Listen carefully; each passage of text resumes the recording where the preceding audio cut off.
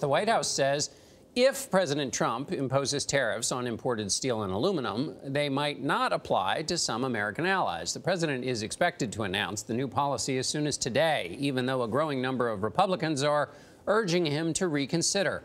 Jericka Duncan is at the White House. Jericka, good morning.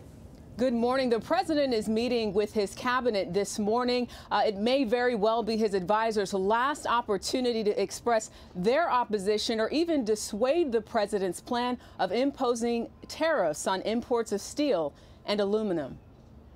We're moving fully ahead. White House Press Secretary Sarah Sanders said the president would slap tariffs on steel and aluminum imports despite mounting opposition. He feels like the United States has been taken advantage of for far too long. Sanders acknowledged that U.S. allies Mexico and Canada could be spared, but exemptions would be decided on a country-by-country basis.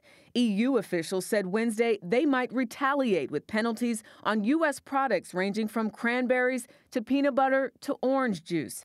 President Trump addressed that threat earlier this week. If they do that, then we put a big tax of 25% on their cars, and believe me, they won't be doing it very long.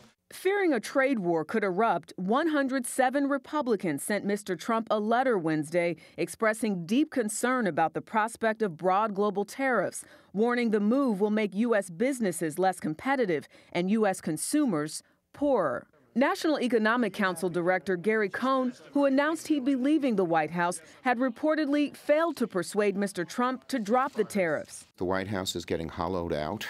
Cohn's absence worried Democrats and Republicans on Capitol Hill. Well, I'm concerned at who the president will turn to for advice.